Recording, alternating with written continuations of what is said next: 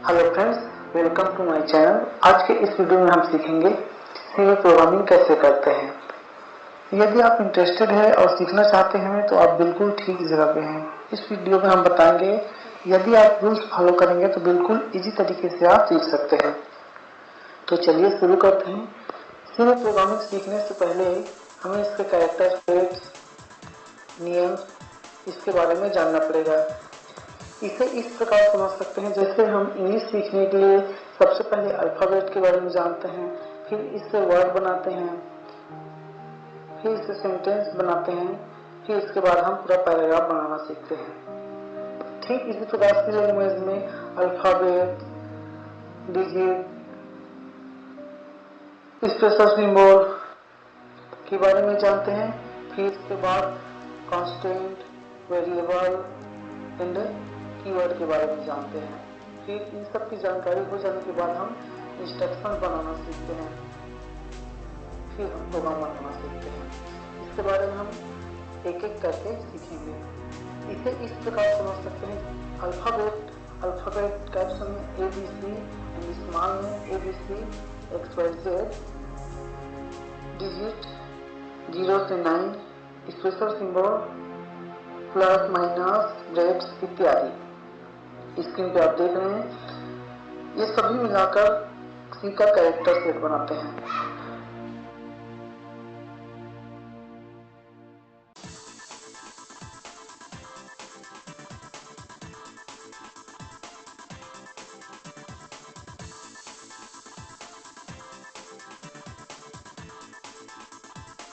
Character set सीखने के बाद हम सीखते हैं कांस्टेंट, वेरिएबल एंड कीवर्ड के बारे में।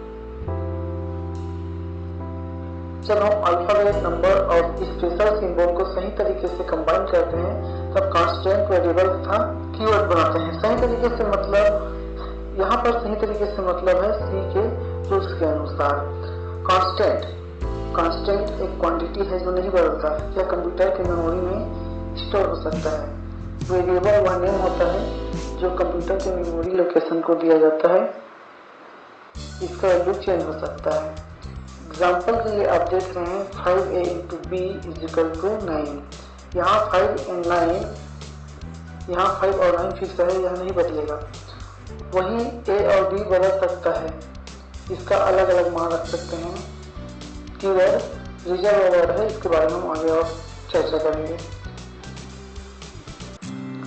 अब हम सी कांस्टेंट के बारे में जानेंगे। यह मुख्य रूप से दो प्रकार के होते हैं। पहला प्राइमरी कांस्टेंट, जिसके अंतर्गत integer, real and character constant आते हैं। दूसरा है सेकेंडरी कांस्टेंट, इसके अंतर्गत एरे, पॉइंटर, स्ट्रक्चर, यूनियन इत्यादि आते हैं। पहले हम प्राइमरी कांस्टेंट के बारे में बात करेंगे, सेकेंडरी का हम बाद में यूज करेंगे। प्राइमरी कांस्टेंट में पहला है इंटीजर कांस्टेंट। इंटीजर कांस्टेंट बनाने के नियम। पहला, इंटीजर कांस्टेंट में कम से कम एक अंक होना चाहिए, इसमें दशमलव नहीं होना चाहिए।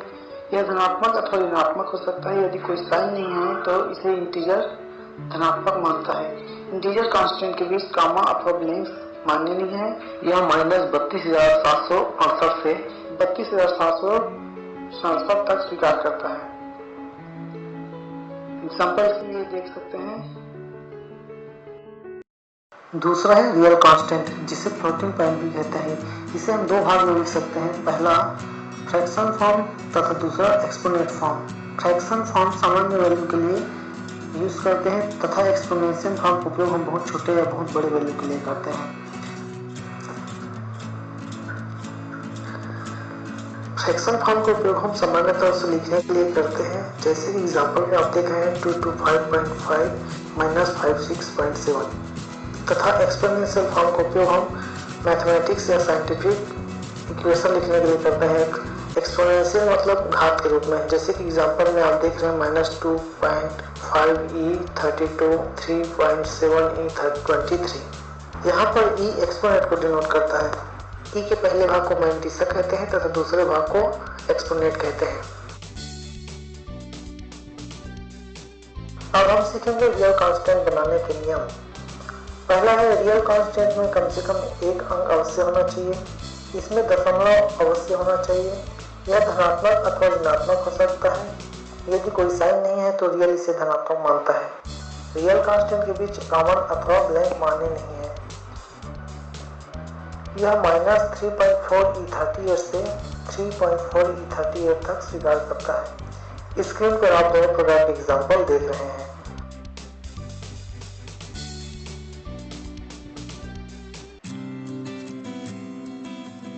तीसरा है कैरेक्टर कांस्टेंट। इसे बनाने के लिए हम इस प्रकार है। पहला, कैरेक्टर कांस्टेंट में सिंगल अल्फाबेट, सिंगल नंबर या सिंगल स्पेशल सिंबल हो सकता है। Character constant single inverted comma के अंदर बंद होना चाहिए और दोनों इन्वर्टेड कॉमा लेफ्ट की ओर पॉइंट करना चाहिए। कैरेक्टर कांस्टेंट की अधिकतम लंबाई एक कैरेक्टर हो सकता है, जैसे कि आप स्क्रीन पर देख रहे हैं। कुछ वैलिड तथा कुछ इनवैलिड कैरेक्टर कांस्टेंट है। अब हम जानेंगे वेरिएबल के प्रकार के बारे में। हम जानते हैं कि वेरिएबल नेम वह नेम होता है जो कंप्यूटर के मेमोरी लोकेशन को दिया जाता है, जहां अलग अलग प्रकार के कांस्टेंट स्टोर हो सकता है। इसका वैल्यू प्रोग्राम एग्जीक्यूशन के समय बदल सकता है। अतः यह कह सकते हैं किसी लैंग्वेज में वेरिएबल के प्रकार उसके कांस्टेंट के प्रकार पर निर्भर करता है। या हम यह कह सकते हैं कि किसी लैंग्वेज में हम उतने प्रकार के वेरिएबल डिक्लेयर कर सकते हैं जितने प्रकार के कांस्टेंट को वो सपोर्ट करता है। एग्जाम्पल के लिए मान लीजिए कंप्यूटर की मेमोरी लोकेशन में कांस्टेंट स्टोर है जो इंटीजर है, तो इसके लिए वेरिएबल नेम भी इंटीजर होना चाहिए। इसी प्रकार रियल के लिए रियल तथा कैरेक्टर के लिए कैरेक्टर वेरिएबल होना चाहिए।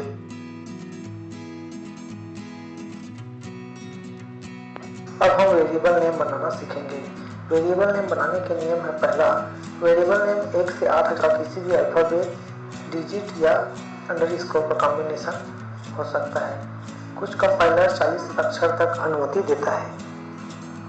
वेरिएबल नेम का पहला अक्षर अल्फाबेट होना चाहिए। वेरिएबल नेम के बीच कॉमा अथवा ब्लैंक्स मान्य नहीं है, जैसे कि स्क्रीन पर आप वेरिएबल नेम देख रहे हैं। अब हम जानेंगे कीवर्ड के बारे में। कीवर्ड वह वर्ड होता है जिसका मतलब सी कंपाइलर को पहले से ही पता होता है, या कह सकते हैं कि कंप्यूटर को पहले से ही पता होता है। इसे रिजर्व वर्ड अभी कहते हैं। यह पहले से डिफाइन होता है। इसे वेरिएबल नेम के रूप में उपयोग नहीं कर सकते। सी में 32 प्रकार के कीवर्ड हैं जो इस प्रकार हैं, जैसे कि आप स्क्रीन पे देख रहे हैं। यह सिर्फ आपके जानकारी के लिए है। इसका उपयोग हम अगले किसी वीडियो में एक एक करके सीखेंगे जब इसका आवश्यकता पड़ेगा।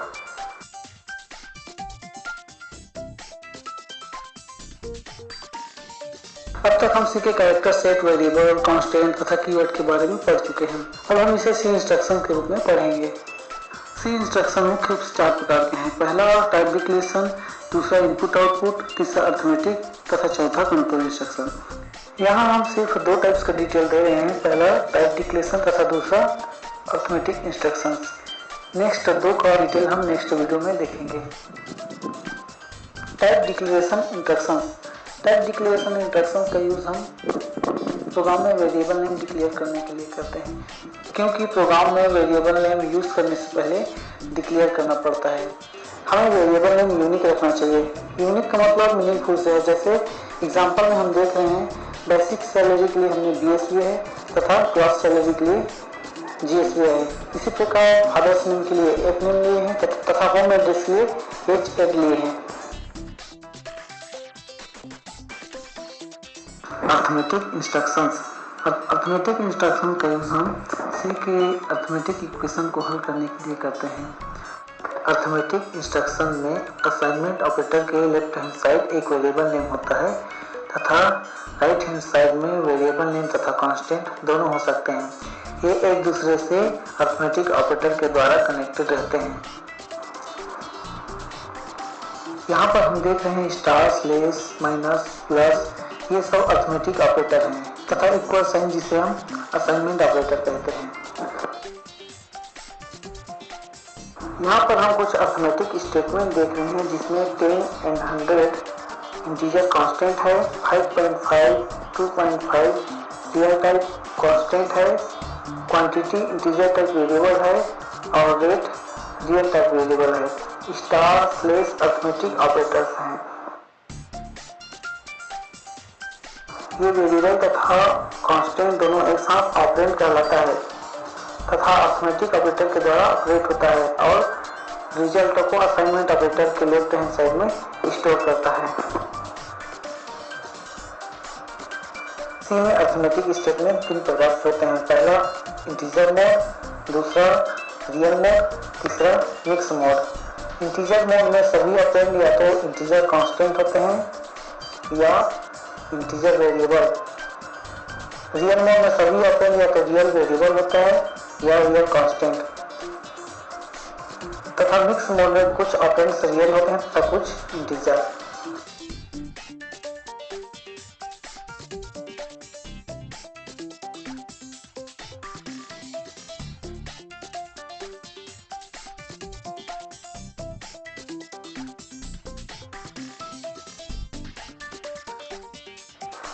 अब हम सी अरिथमेटिक्स के कुछ इंपॉर्टेंट पार्ट्स के बारे में जानेंगे जो हमें एरर फ्री प्रोग्राम लिखने में मदद करेगा।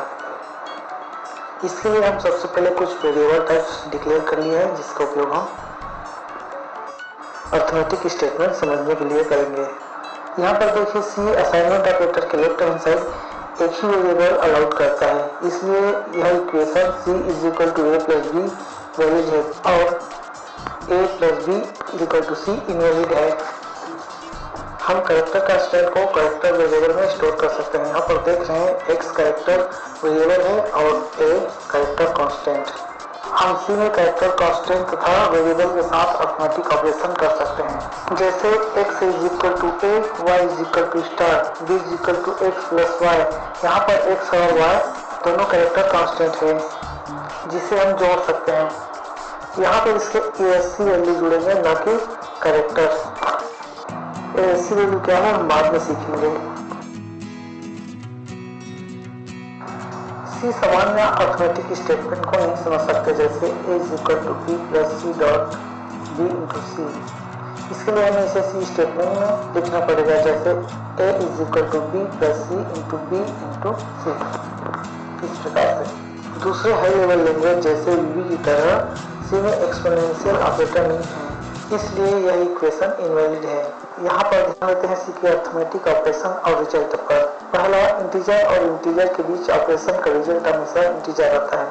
दूसरा, रियल और रियल के बीच ऑपरेशन का रिजल्ट हमेशा रियल आता है तथा तीसरा, इंटीजर तथा रियल के बीच ऑपरेशन का रिजल्ट हमेशा रियल आता है। इसे इंटीजर और फ्लोट कन्वर्सन कहते हैं। यहाँ पर ध्यान देते हैं a = 5.7 and TL = 50। यहाँ a इंटीजर टाइप का वेरिएबल है और TL रियल टाइप का वेरिएबल है। यहाँ हम इंटीजर वेरिएबल पर रियल वैल्यू स्टोर कर रहे हैं और रियल वेरिएबल पर इंटीजर वैल्यू स्टोर कर रहे हैं। यहाँ ऐसा नहीं होगा, सी इसे इस प्रकार स्टोर करेगा a = 5 and TL = 50.000। यहाँ पर फ्लोट 5.7 इंटीजर में डिनोट होकर a में स्टोर होगा 5 और इंटीजर 50 फ्लोट में प्रमोट होकर TL में स्टोर होगा 50.000। इसे टाइप कन्वर्सन इन असाइनमेंट कहते हैं। अब हम इस स्टेटमेंट को देखते हैं j = a × b + c / d। यहाँ पर अरिथमेटिक ऑपरेटर में यह समस्या है कि पहले कौन सा हल होगा, a × b होगा या b + c होगा। इसलिए हम जानते हैं ऑपरेटर प्रेसिडेंसी के बारे में, जो हमें यह बताता है कि पहले कौन सा हल होगा। फर्स्ट में है multi division and modular division, second में है प्लस माइनस और थर्ड है असाइनमेंट ऑपरेटर। अब हम जानते हैं कि पहले a × b होगा, फिर c / d होगा, फिर दोनों प्लस होकर j में स्टोर होगा। दूसरा आप ट्राई कीजिए और हमें कमेंट्स करिए आप कितना समझ सकें।